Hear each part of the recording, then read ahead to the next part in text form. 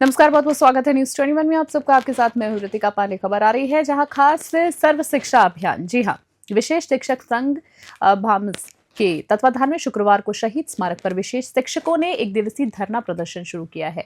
धरने के माध्यम से शिक्षकों ने सरकार का ध्यान वर्षों से लंबित मांगों की ओर आकर्षित किया। संघ ने, आपको बता दें, प्लेसमेंट एजेंसी तथा प्रथा समाप्त कर विशेष शिक्षकों को सीधे संविदा पर नियुक्त करने की मांग रखी है। साथ ही एक ही विभाग में अलग अलग आदेशों के उत्पन्न भेदभाव खत्म करने पर भी जोर दिया है। विशेष शिक्षकों ने सर्वोच्च न्यायालय के रिट संख्या 132/2016 दिनांक 7 मार्च 2025 के आदेश की पूर्ण पालना, ग्रीष्मकालीन अवकाश का मानदेय, MHRD बजट मद 42,166 यानी 42,166 की राशि उपलब्ध कराने तथा सभी शिक्षकों को PF, EPF लागू करने की मांग की। संघ ने समान पदों पर समान सेवा लाभ देने, हर वर्ष 10% मानदेय वृद्धि और मुख्यमंत्री बजट घोषणा के तहत 20% वृद्धि शीघ्र देने की मांग उठाई है। धरने में प्रदेश पदाधिकारी बड़ी संख्या में विशेष शिक्षक उपस्थित रहे। हमारा जो प्रमुख मुद्दा है वो आपको बताना चाहूँगा कि राजस्थान के अंदर 2005-06 में शुरुआत फर्स्ट में दिव्यांग बच्चों की शिक्षा की नींव रखी थी।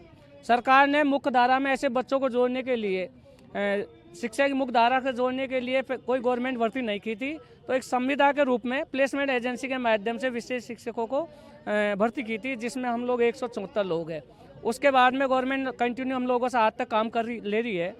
हमारी प्रमुख मांग है कि हम लोगों को एक तो सुप्रीम कोर्ट के आदेश अनुसार नियमितीकरण का आदेश आया हुआ है 2025 में, उसकी पालना नहीं हो रही है।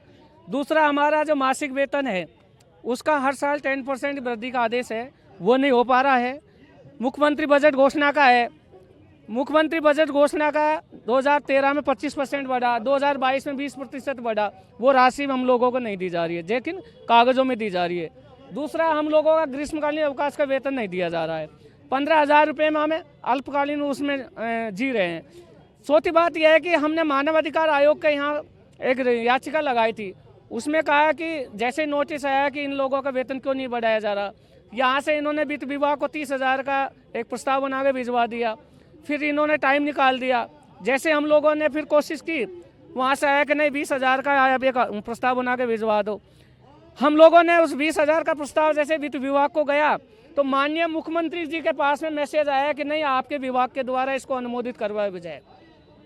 मैं आपसे रिक्वेस्ट करूंगा कि हम लोगों के संगठन के द्वारा मांग की गई मांग पर माननीय शिक्षा मंत्री जी से हमने 20% मानदेय वृद्धि का अनुमोदन करवाया और सितंबर 2024 में 23 सितंबर 2024 को आदेश आता है कि आपका 4,000 रुपये बढ़ाए जाते हैं, जबकि शिक्षा मंत्री से अनुमोदित मानव अधिकार का लेटर था, 20,000 रुपये बढ़े थे, 15,000 का जो जारी किया गया। तो एक तो वो हमारा वहाँ भेदभाव हुआ। कुछ साथी हमारे चूरू के अंदर लगे हुए हैं, उनको प्लेसमेंट एजेंसी से हटा के संविदा पे कर दिया, तो हम ये चाह रहे हैं कि ये भेदभाव खत्म हो। कुछ साथी हमारे 2022 में मॉडल संदर्भ कक्ष पर लगाए हैं, उनको ये 33,000 रुपये वेतन दे रहे हैं, एक विभाग, एक योग्यता, एक काम, हम लोगों को 15,000 रुपये दे रहे हैं। तो हमारा प्रमुखता से मांग यह है कि एक तो जो भेदभाव किया जा रहा है एजेंसी से लगाकर, जब उनको संविदा पे किया है तो हम लोगों को संविदा पे किया जाए। हमारे साथियों को 33,000 रुपये दे रहे हैं, वो दिया जाए।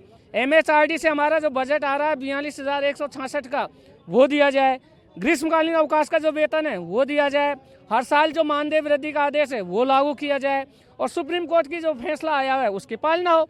अगर सुप्रीम कोर्ट के आदेश की पालना में समय लगता है तो कम से कम तत्काल हमारी एजेंसी हटाकर समानता तो कर दें और जो उनको वेतन दे रहा है वो जारी रहे।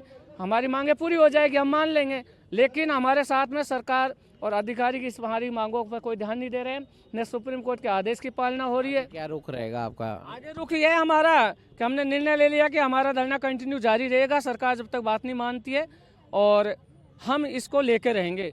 हमें चाहे कुछ भी करना पड़ जाए, सरकार हमारी विचारधारा की, हालांकि ये कहना नहीं चाहिए, सरकार हम लोगों के द्वारा ही बनी गई है और हम लोगों की अगर ये बातें सरकार नहीं मानती है तो दो हाथ ऊंचे खड़े करके हम लड़ने के लिए आर पार मोड़ में है लड़ाई में। मेरा आपके चैनल से सरकार तक ये मैसेज